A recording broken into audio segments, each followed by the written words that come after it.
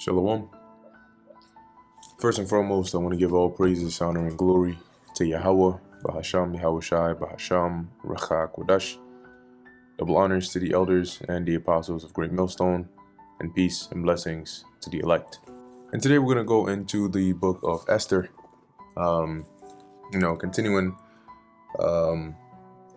in the chronological order. Now, the book of Esther it's along with the additions to Esther in the Apocrypha, right? Because these are parts that are not included in the modern King James version, right? When you read the book of Esther in the King James version, there are certain parts that are not included in there. However, you will find it in the Apocrypha, or even some of the Catholic Bibles. You'll find the additions to Esther included in there as well. But with this, with the additions of Esther or additions to Esther, there are, it's an order, like a puzzle, right? So there's a certain sequence in which you have to read the chapters in for it to make sense or line up chronologically with the book of Esther here in the regular Bible, right? So in actuality, you'll see the additions to Esther, they really start, for example, in this website here, which is kingjamesbibleonline.org. You'll notice it starts with chapter 10. Okay, there's no chapter 1. The chapter 1 of additions to Esther is labeled here as chapter 10. Okay, and then you have chapter 11 and so on and so forth. However, chapter 10, all right, is not the beginning, okay, in this order here, right? So really, the additions to Esther chapter 11 and chapter 12 are the beginning before going into Esther 1 and 1. And as we keep on reading in the book of Esther, we'll get to certain parts where, I'll jump to the respective parts in the additions to Esther so that the order goes in sync and then it makes sense. Okay.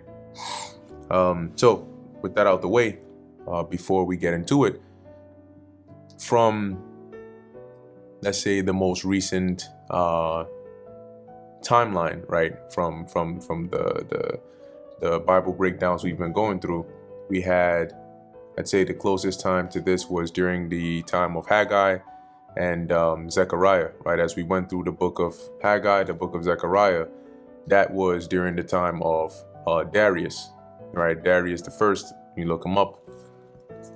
That is when we finished, or Darius the Great as they call him.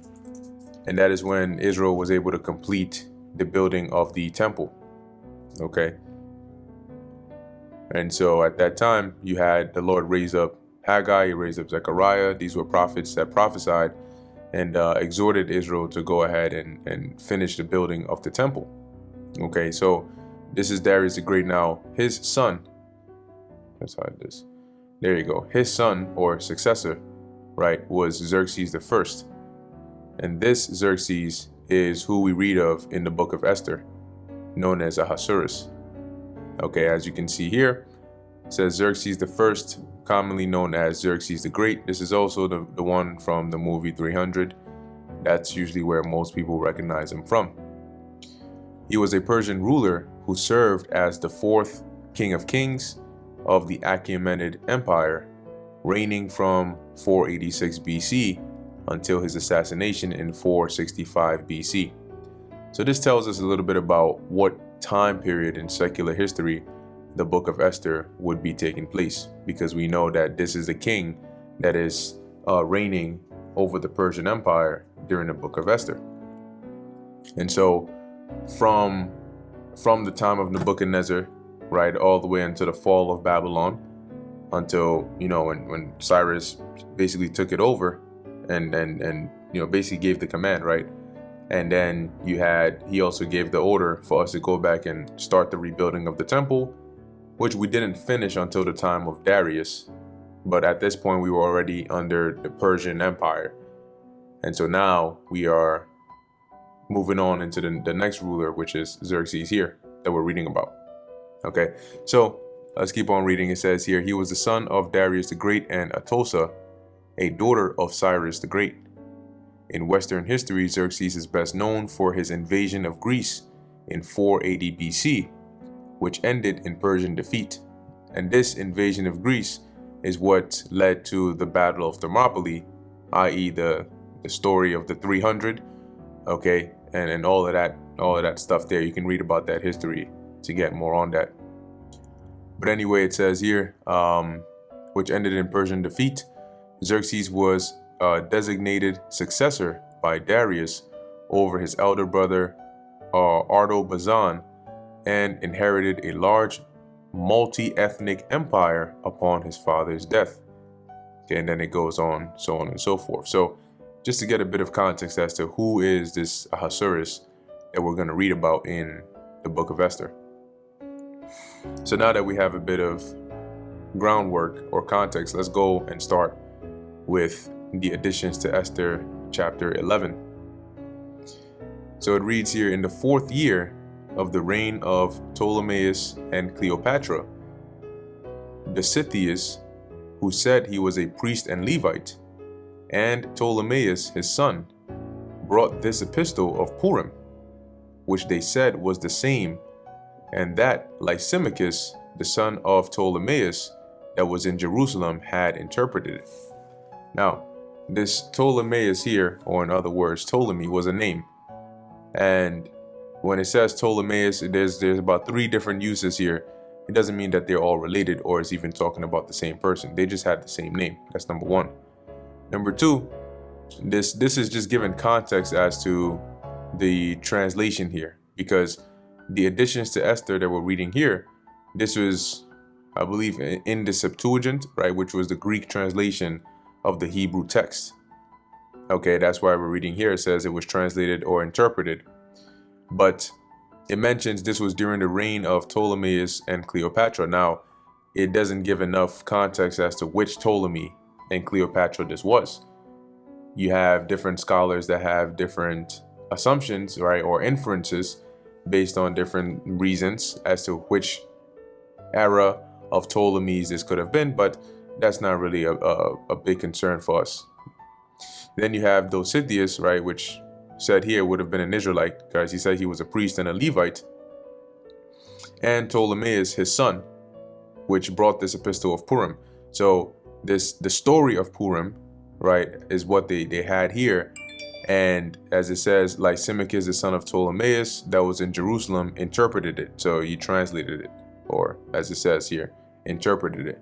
Because this had to be during a time where the lingua franca was Greek, right? And so there was a lot of, even going back to the time of Ptolemy II, Philadelphus, there was a lot of text being translated into Greek, and a part of those were the Hebrew texts.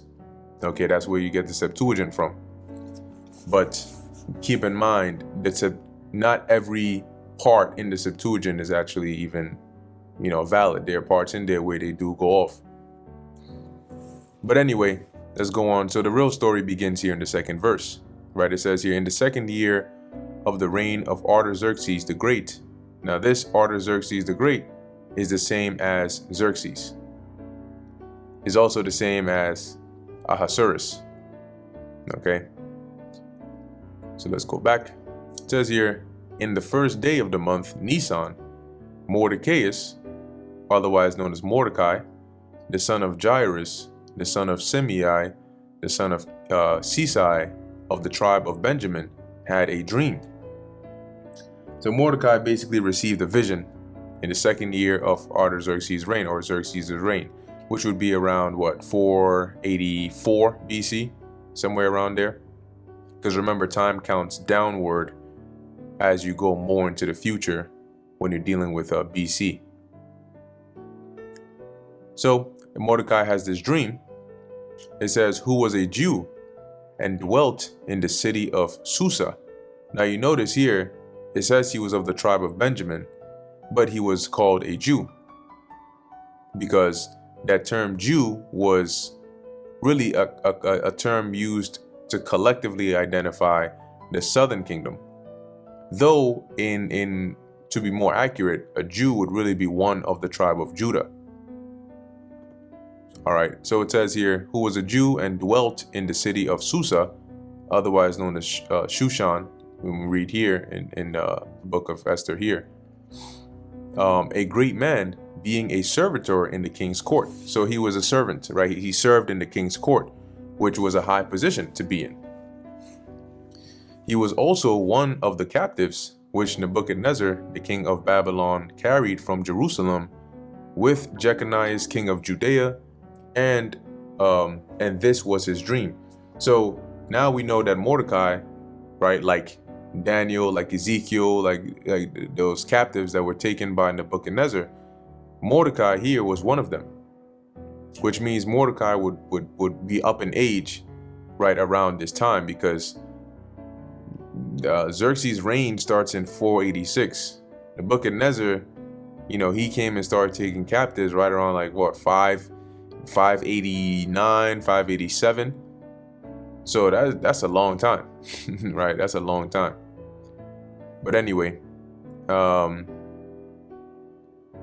it says here he was one of the captives. So, he could have been maybe like a young man or a boy at the time when the captives were taken to Babylon. Okay, or he could have been here, as it says he was one of the captives, could have meant that he was born in Babylon, right? He was part of those that were taken captive, but maybe he was born there. Who knows, right? But the point is, he must have been pretty old by this time. But he's serving in the king's court, right? He receives this dream or this vision, and in his dream, it says here, behold, a noise of a tumult, with thunder and earthquakes and uproar in the land. And behold, 2 great dragons came forth ready to fight, and their cry was great.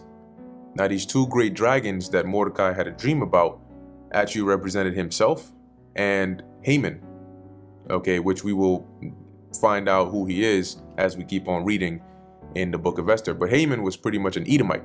He was an Edomite of the tribe of Amalek, who planned to in other words, exterminate, right, the Jews that were in the province.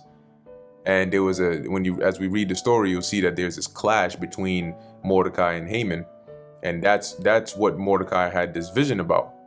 Those were the 2 dragons over there, as it says, ready to fight, and their cry was great. So that tension, that opposition was very strong. Verse 7, and at their cry all nations were prepared to battle, that they might fight against the righteous people. And the righteous people here being the Israelites. So this vision that Mordecai is seeing actually manifests as we read through the story of the book of Esther. But by them clashing or coming against each other, as it says, all nations were prepared to battle, because at one point the armies, right, or the nations were prepared to exterminate the Jews. Verse 8, and lo, a day of darkness and obscurity, tribulation and anguish, affliction and great uproar upon earth. And who was this geared towards? The Israelites. And the whole righteous nation was troubled, fearing their own evils, and were ready to perish. So in this dream that Mordecai received, there's this clash between these 2 great dragons, right? Mordecai and Haman. And then, they're going back and forth, and now things are looking like the odds are stacked against the Israelites, because here it is, we're in this province, but we're around the different heathens, right, in these different lands. And so the odds were stacked against us, and we were pretty much on the verge of being wiped out. Verse 10, then they cried unto God, and upon their cry, as it were from a little fountain, was made a great flood, even much water. And this little fountain that was made a great flood was Esther, right? She was that little fountain, and the way she was made a great flood was by becoming queen. And by becoming queen, she was able to influence and convince Xerxes, obviously by the power of the Lord. And in doing so, she prevailed in helping deliver Israel from being destroyed. As it says, even much water. The light and the sun rose up, and the lowly were exalted and devoured the glorious. And in this case, the lowly were the Israelites. And really in particular here, you had Mordecai and Esther. And as it says, and devoured the glorious, which the glorious here, basically the tables turned. And the glorious was Haman, right? He was the one, as we read in the next chapter, you'll actually see why.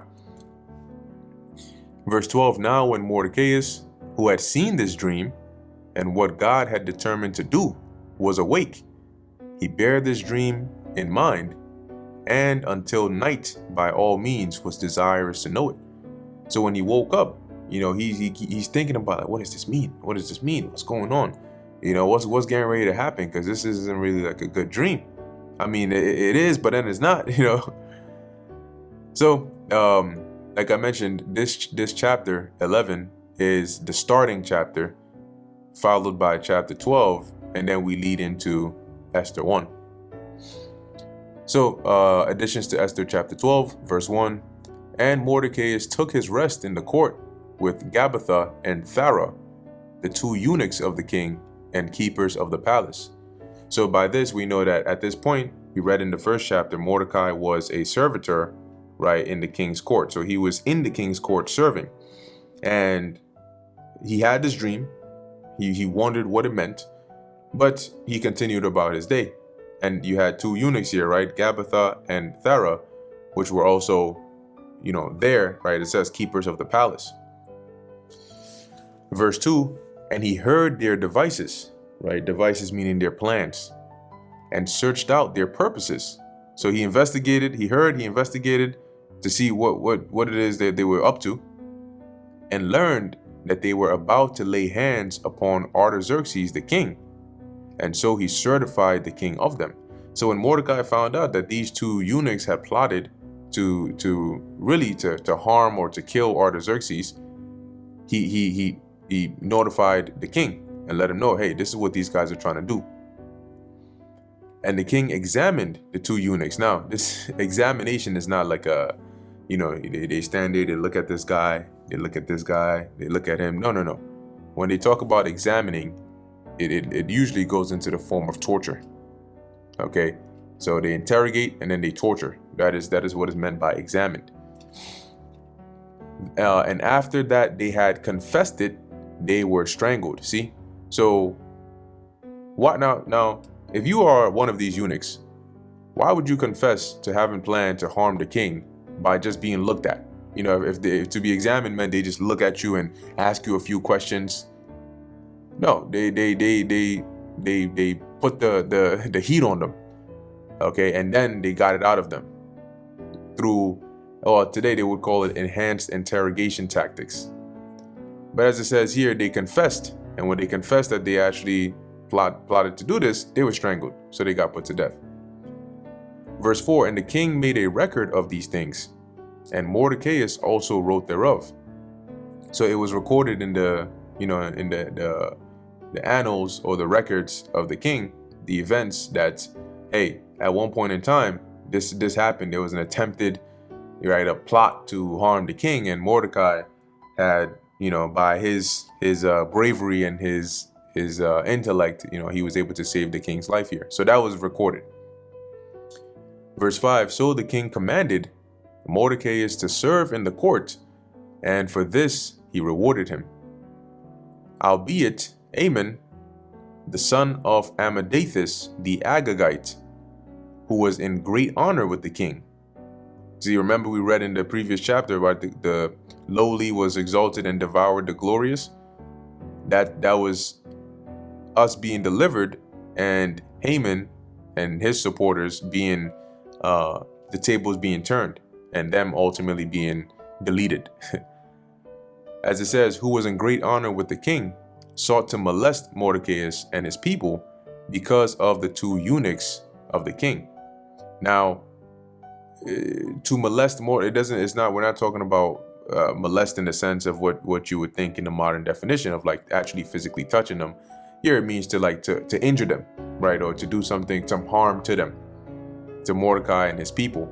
And it says because of the two eunuchs of the king. So, he could have either Haman could have been also part of this plotting, or he could have been envious as to this glory, right, that came about with or was bestowed upon Mordecai.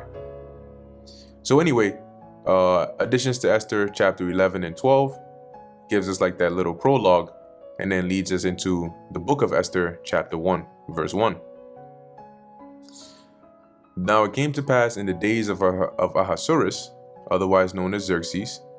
This is Ahasuerus which reigned from India even unto Ethiopia, even 127 provinces. That is a vast region, right? If we look up, I wonder if they'll show it over here. And if not, we can just look it up in here. We can say the Achaemenid Empire during Xerxes the first reign. And let's look up a map. Yep, I think this purple should do.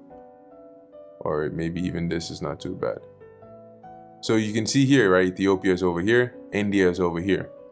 So this whole region here, they had control over, which the Achaemenid Empire were modern day Iranians. Okay, the Persians, they are the Iranians.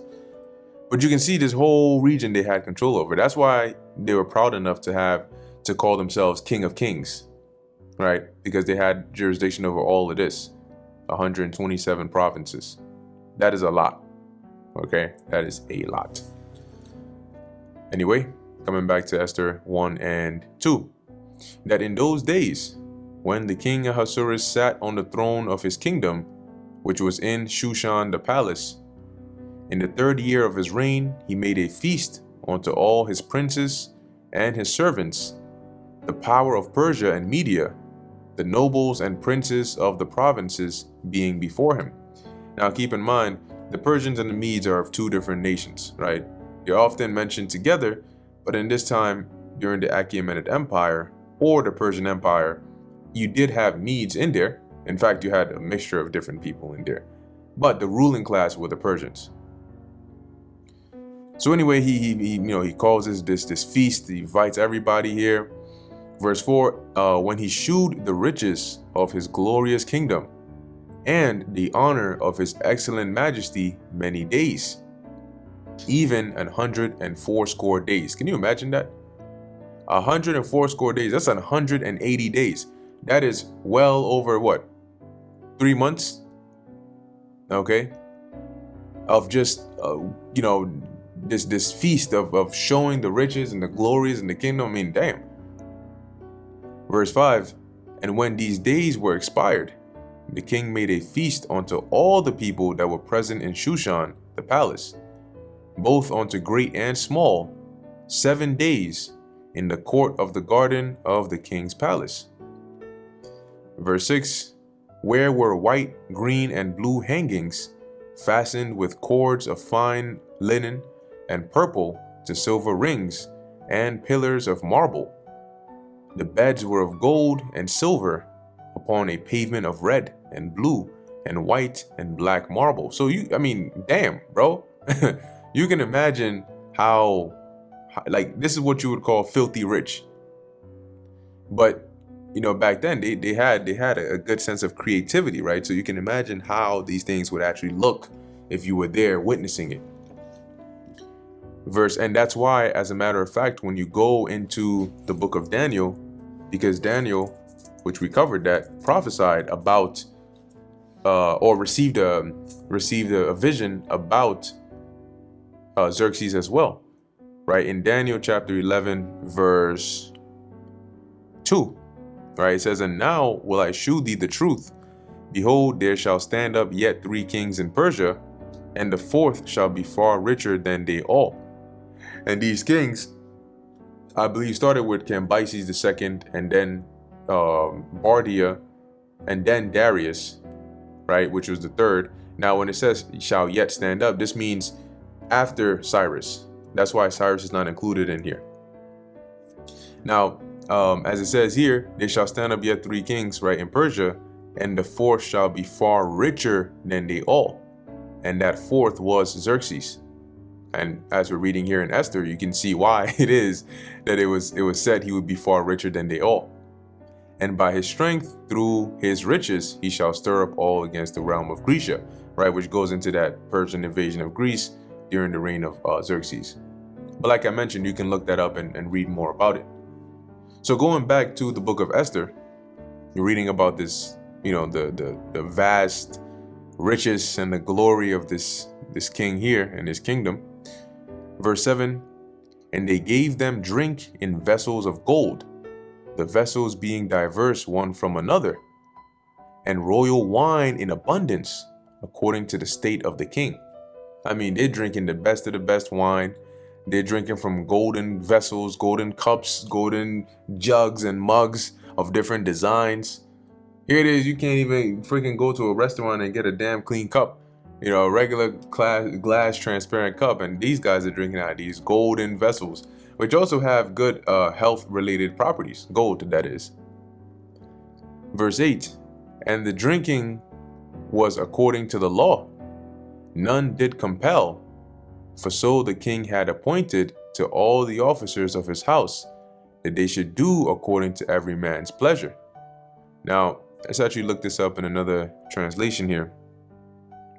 So you can see here in the NLT, right, it says here, by edict of the king, no limits were placed on the drinking. For the king had instructed all his palace officials to serve each man as much as he wanted. Interesting. Verse 9. Also Vashti the queen made a feast for the women in the royal house which belonged to King Ahasuerus. So he made this feast. She made a one. So everybody was really, they were getting into it. Verse 10. On the seventh day, when the heart of the king was merry with wine, so he was drunk, he was nice, as they would say, he commanded Mehuman, Biztha, Harbona, Bigtha, and Abagtha, Zithar, and Carcass, the 7 chamberlains that served in the presence of Ahasuerus the king, to bring Vashti the queen before the king with the crown royal, to shew the people and the princes her beauty, for she was fair to look on. So he was feeling himself. He wanted to flex and show, look at me, look at all these riches, look at all this fine wine, look at all these women. Matter of fact, go bring Vashti. Take a look at her. That's my woman. That kind of thing. With the exception of verse 12, but the queen Vashti refused to come at the king's commandment by his chamberlains. Therefore was the king very wroth, and his anger burned in him. And you can imagine too, right? It's less self-control as well when you are inebriated or intoxicated. Now, this is something that today, you would have people, women would praise that. But as we read, you'll see what advice was actually given to the king in regards to this and why. And that kind of advice obviously isn't followed in today's day and age, which is why you have the opposite effect. But anyway, he was pretty upset. In verse 13, then the king said unto the wise men, which knew the times, for so was the king's manner toward all that knew law and judgment. And the next unto him was Karshena, Shethar, Admatha, Tarshish, Merez, Marsena, and Memucan, the 7 princes of Persia and Media, which saw the king's face, and which sat the first in the kingdom. So these were top level, men right here. So it says here, so they started to discuss, what shall we do unto the queen Vashti according to law? So according to the law, by her refusing to come at the king's commandment, what should we do? Because she hath not performed the commandment of the king Ahasuerus by the chamberlains. Verse 16, and Memucan answered before the king and princes, Vashti the queen hath not done wrong to the king only, but also to all the princes and to all the people that are in all the provinces of the king Ahasuerus. So this thing that she's done is not just going to affect the king, but this is really going to affect everybody. Verse 17, for this deed of the queen shall come abroad unto all women, so that they shall despise their husbands in their eyes. When it shall be reported, the king Ahasuerus commanded Vashti the queen to be brought in before him, but she came not. In other words, this would be like a feminist revolt, right? You would have women being empowered now to what's the word I'm looking for here? There's a specific word I'm looking for here. Usurp, but I don't even know if that's the right one. But anyway, they would start to disregard the authority of their husbands, because if Vashti the queen could do that to the king of this whole empire, then who the hell are you? You know what I'm saying? That kind of thing. So this is what the princess thought of and said, no, we can't, because if nothing happens to her for doing this, that's going to empower these women to think this way, and that's not going to end well. So what did they decide to do? Verse 18, likewise shall the ladies of Persia and Media say this day on to the king's princes, which have heard of the deed of the queen. Thus shall there arise too much contempt and wrath. See, this is going to lead to too much chaos. If it please the king, let there go a royal commandment from him, and let it be written among the laws of the Persians and the Medes, that it be not altered. So one thing we found out about the Persians and the Medes is that it's like their law is absolute. Even the king can't go against that. And that's also echoed in the book of Daniel, when they came up with a law to ensnare Daniel, that he couldn't pray to any other god. And therefore, when they caught Daniel praying, even though Darius the Mede at the time wanted to help Daniel, he couldn't, because he couldn't go against their law. So it goes to show you like that their law there, like it was absolute. It's something even the king couldn't go against it. So they decided to make a law here. That way, even when word gets out about what just happened here, there's a law, and it would be in violation if a woman was to try and follow this example of what Vashti the queen did. It says here that Vashti come no more before King Ahasuerus, and let the king give her royal estate unto another that is better than she. So she would be stripped of the title of queen, pretty much the things that she had, and banished, so she wouldn't be able to come before the king anymore. Verse 20, and when the king's decree which he shall make shall be published throughout all his empire, for it is great. Remember, I showed you an image all the way from Ethiopia right to India. That's everybody. That's a long, that's a lot. Okay, that's pretty huge. But anyway, as it says here, all the wives shall give to their husbands honor, both to great and small. So whether your husband is a top dog, a prince, or just a regular man, you're going to honor him. Verse 21, and the saying pleased the king and the princess, and the king did according to the word of Memucan. For he sent letters into all the king's provinces, into every province according to the writing thereof, and to every people after their language. So if you spoke Hebrew, the letter was in Hebrew. If you spoke, Aramaic, it was in Aramaic. Whatever language you spoke, it was in that. That every man should bear rule in his own house, and that it should be published according to the language of every people. And that brings us to the end of the book of Esther, the first chapter here. Okay, so as we've seen, we covered the dream that Mordecai had, and his him saving the life of Ahasuerus. And then some time passed, right? You have this feast / banquet / a show off of the province, and in process of this, you had the queen rebel against the king, which ended up leading to this decree being made. Okay, so Lord willing, this was edifying to the elect. This is what's eventually going to lead up to Esther coming into the picture, and the story of the vision Mordecai received being fulfilled. But in closing, I want to give all praises, honor, and glory to Yahweh, Bahasham, Yahweh Shai, Bahasham, Recha Kodash. Until next time, Shalom.